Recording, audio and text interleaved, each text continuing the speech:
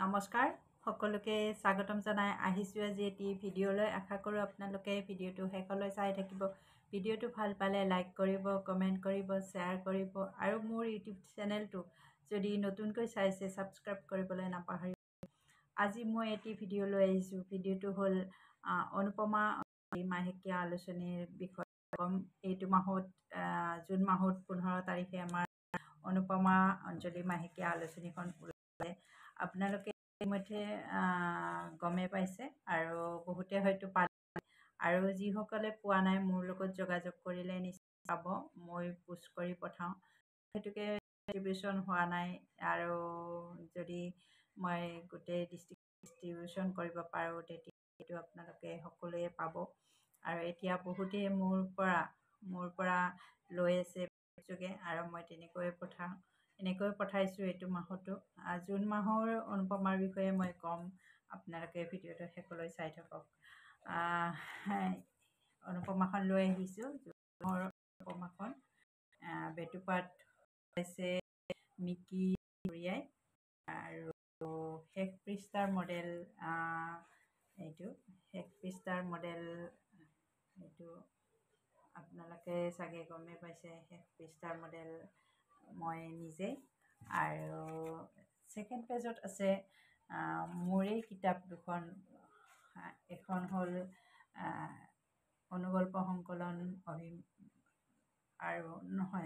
এখন হ'ল কবিতা সংকলন, আৰু এখন হ'ল স্তৱক সংকলন, অভিমানী শেৱালি আৰু এটি মিঠা গধূলি। আৰু তাৰে শেষ পৃষ্ঠাৰ আগৰ পৃষ্ঠাত, অৰ্থাৎ 51 পৃষ্ঠাতো মোৰেই কিতাপকেইখন আছে। প্ৰথম কিতাপৰ পৰা গোটেইকেইখন কিতাপ আছে। হেঁপাহৰ গুঞ্জাক, নৱকল্পিতাখন মই সম্পাদনা কৰিছিলোঁ, আৰু অপৰাজিতা প্ৰবন্ধ সংকলন, অনুগল্প সংকলন, আৰু অৰ্ধ আকাশৰ পাপৰি প্ৰবন্ধ সংকলন। এনেকৈ মোৰ এইখিনি কিতাপ দিয়া হৈছে। তাৰপিছত সম্পাদকীয় আছে। তাৰপিছত আছে ধাৰাবাহিক উপন্যাস লিখিছে এখনি নয়, ৰিজুমণি দেৱীয়ে লিখিছে, আৰু কামন্ত লিখিছে, জীৱনে লিখিছে, বৈজয়ন্ত জীৱন দাসে লিখিছে। তাৰপিছত 6টা নালায়ক উৎপল দাসে লিখিছে। লকডাউন অভিশপ্ত ৰাতি খণ্ড শাহাদাত ইছলামে লিখিছে। সম্বন্ধও কৰে সন্দেহৰ বালিহালত পৰিস্মিতা গগৈয়ে লিখিছে। আৰু জীৱন তৃষ্ণা বিনীতা নাথে লিখিছে। মই কিন্নৰ প্ৰহ্লাদ বৰাই লিখিছে। মিলাপ্ৰীতি মিনিমা দাসে লিখিছে। কভাৰ ষ্টৰী বিষ্ণুপ্ৰসাদ ৰাভাৰ আজো ককাৰ শিপা। কিশোৰ কুমাৰ কলিতাই লিখিছে। বিশ্ব পৰিৱেশ দিৱস আৰু ইয়াৰ প্ৰাসংগিকতা ডেইজি বেগমে লিখিছে।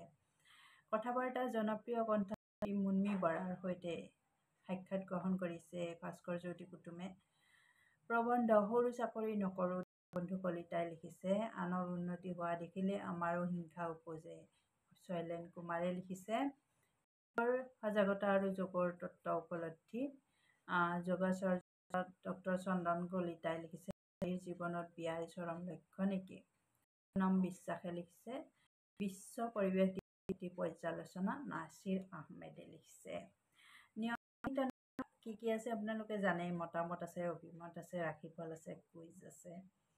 আৰু অনুগল্প 7টা আহিছে এইবাৰ। কাঞ্চন সাউদ বৰাই লিখিছে, আইনাল হকে লিখিছে, মিনিমা দাসে লিখিছে, সনাতন ৰাজবংশীয়ে লিখিছে, শৈলেন কুমাৰে লিখিছে, নজৰুল ইছলামে লিখিছে, আৰু অংকুমান ভূঞাই লিখিছে।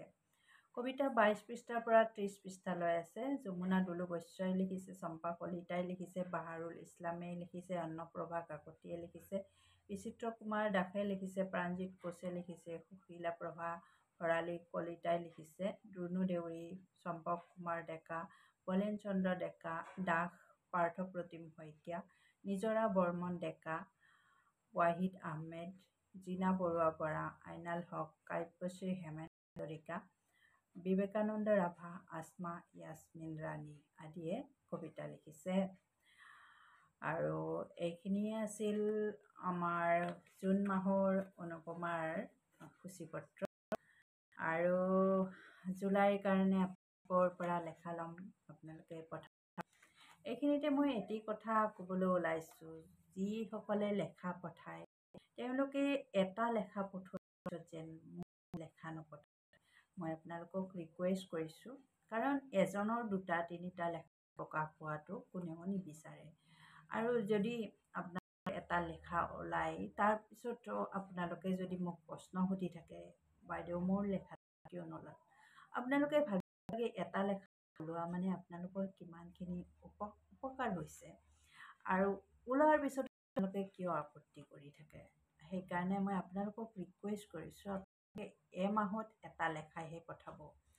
যদি অভিমত মতামত সেইটো বেলেগ কথা, তাৰপিছত যদি আৰু আপোনালোকে লেখা দিয়ে, কিন্তু অভিমত আৰু মতামত যদি দুয়োটাই তাৰপিছত আপোনালোকৰ লেখা নোলাবও পাৰে।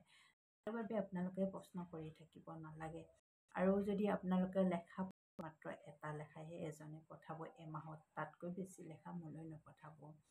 আৰু জুলাই মাহৰ কাৰণে আপোনালোকে লেখা দি থাকিব পাৰে, 1 তাৰিখৰ পৰা দিব, আৰু বেটুপাতৰ ফটো দিব পাৰে, শেষ পৃষ্ঠাৰ ফটো দিব পাৰে।